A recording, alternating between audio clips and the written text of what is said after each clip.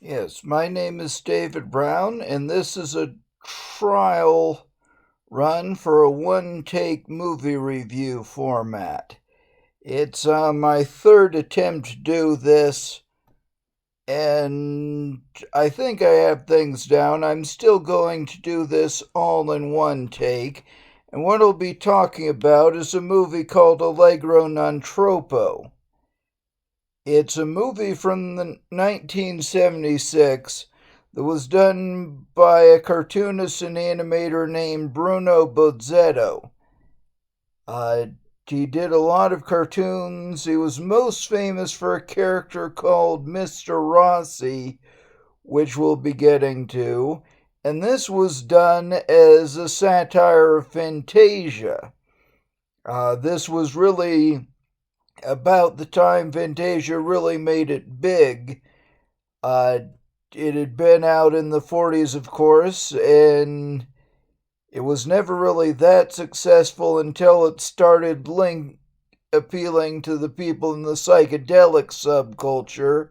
So this was done as a satire of Fantasia. It's really also a satire of science fiction and just the idea of progress, which had been a pretty big part of a lot of Disney movies and the Disneyland, Disney World theme parks. So, with this movie, the whole setup is that there's animation interspersed with live action segments like Fantasia, except there's really a lot more live action. You get some pretty specific characters. There's an animator who is let out of a dungeon to work. The presenter, who's this obnoxious movie producer, and there's the conductor, who is just a complete jerk. And you also see some supporting characters. Mainly, there's an orchestra of old ladies and a pretty cleaning lady that the animator falls in love with. So, with the stories in this movie, there's three that are a lot more interesting than any of the others, which I'll get to.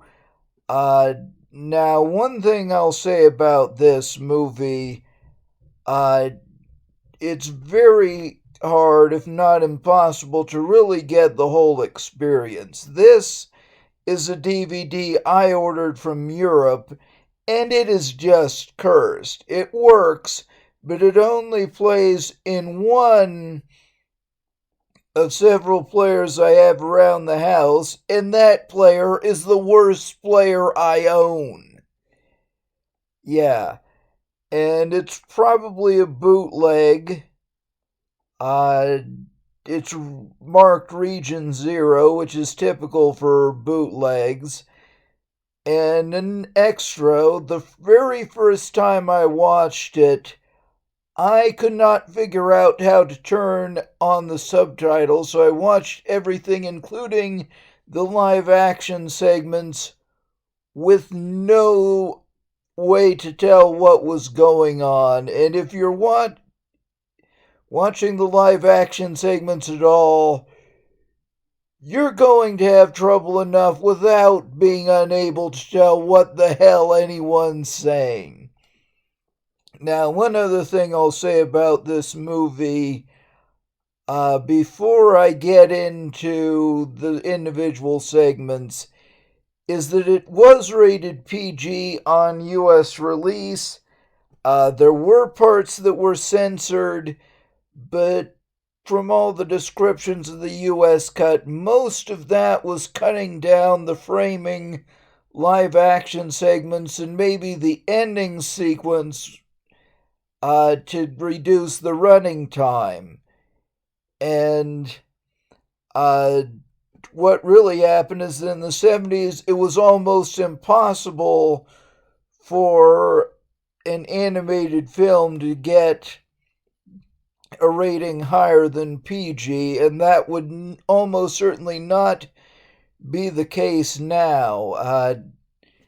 Yeah, if you look at the back, in the very first sequence of the movie, there's a fawn chasing these nymphs who are portrayed very specific, maybe not quite graphic, but you can see all the human parts and that they are like human women.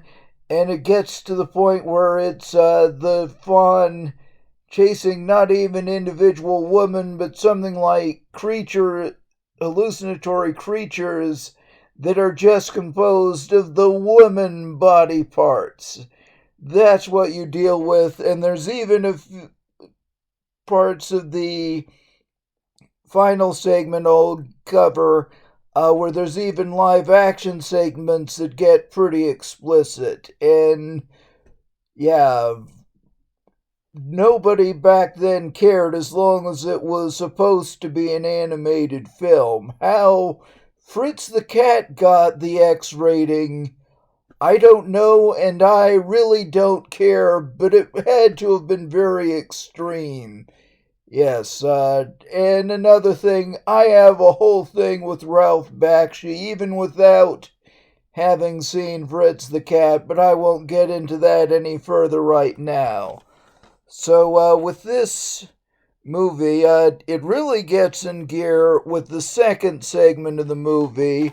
There's a pick from it right here. It's called the Slavonic dance. It's listed here as Danza Slava, and it's about this guy who's the leader of a tribe that goes from living in villages to living in whole cities.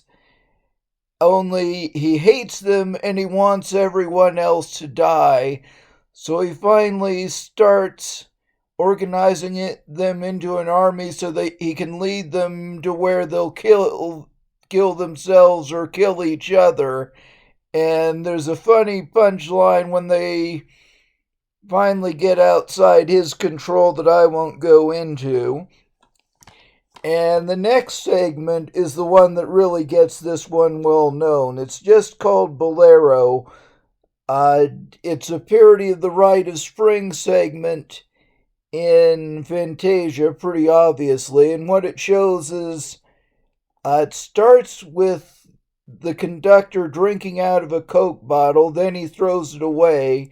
And that cuts to the animation where you see a Coke bottle that's left behind by astronauts on an alien planet, and then these completely ludicrous psychedelic dinosaur creatures evolve from the microbes that are in the Coke bottle. It's completely psychedelic.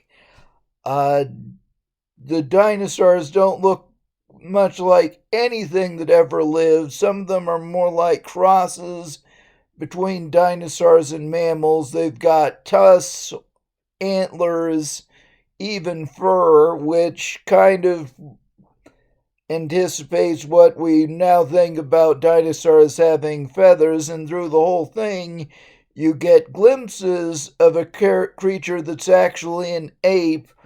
And the whole thing is things going downhill as the ape starts to figure out using tools, using fire, and then hunting the dinosaur creatures. And again, it all builds up to an ending I won't go into.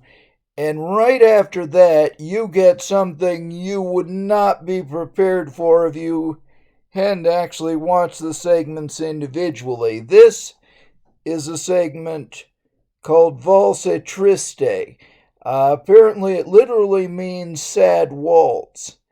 And what it shows is a cat in an apartment building that's just about in ruins. Big parts of it are still standing, but you can clearly see where at least as much has fallen down. And it's so bleak and depressing, you could easily assume that it's the ruins of a post-apocalyptic civilization until the ending. But what you see is the cat wandering around, and it keeps having visions or memories of the people who used to live there. A lot of that's actually portrayed with live action mixed with the animation, but it's all like ghosts, literally. And so it's really, really sad, pitiful. And right at the end, the first thing you really see as an indication that this is in the regular world is that a machine comes in to destroy the remains of the building with a wrecking ball, and then something else happens that's pretty freaky. I won't say what it is. Again, you'd really have to watch it, and this is one of the segments that wouldn't be too hard to find on your own.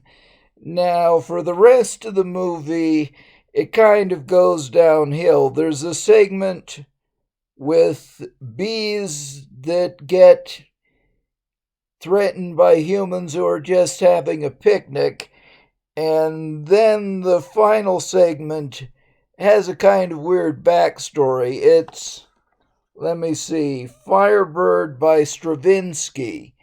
And the weird thing about that is that Disney had planned to include that one in the original Fantasia, and they finally did do a segment based on it for Fantasia 2000.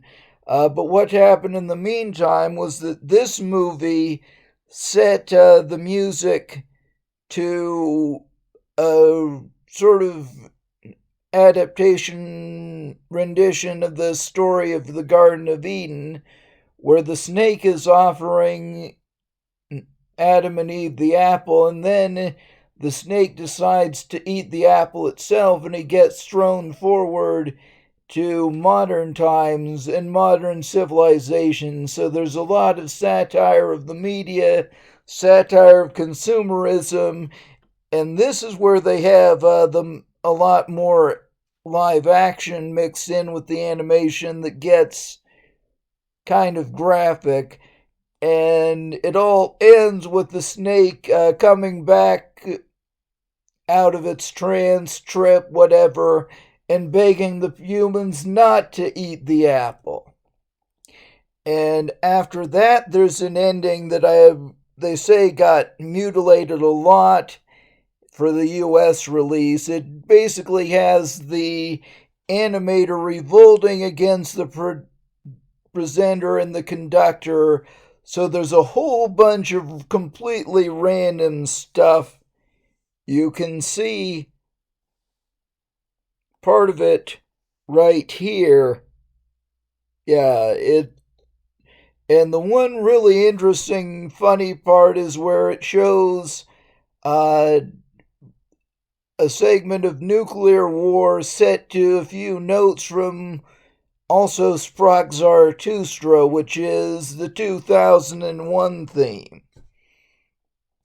Now, in the reviews I've done on my blog, I always talk about one scene. So the one in this one that stood out is in the live action segments. In one of them, the animator draws what I figured out was Mr. Rossi, is this funny little man with a hat like you'd see in Music Man, cylindrical with a very flat but wide brim. And he looks happy and cute. He's waving, smiling, exploring the sheet of paper he's on. Then the animator either throws away the sheet or just mislays it by accident. So it ends up next to the chair where the conductor is smoking a cigar, and then the conductor sets the paper on fire. And what gets surreal is that Mr. Rossi is still acting happy and funny, trying to blow out the fire that's burning the paper, and it ends with the little man waving goodbye just before the paper's incinerated. So it's very existential, really pretty horrifying if you think about it. And that's what this whole movie is like, just a little more extreme. Now, Overall, obviously, this is a movie worth watching. It's one of the very best from the 70s, but it's really a case of the sum of the parts being less than the whole. The individual segments, or some of them, are very, very good, but they get mixed in with ones that aren't so good, and with live action that's a lot harder to even follow, especially if you're not speaking Italian.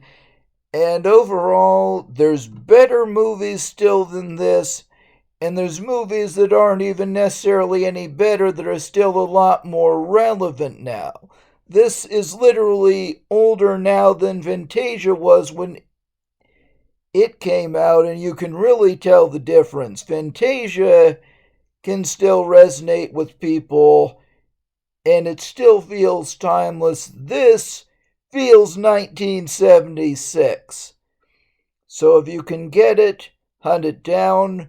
But I have to say, it's not worth dealing with trying to get it on disc, which is probably still the best way to get hold of it if you can do it at all.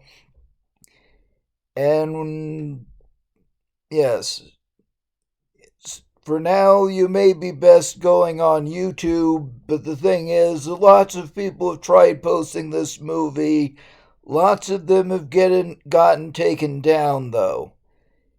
And that covers what I'd wanted to say about this movie, so I'm going to wrap this up.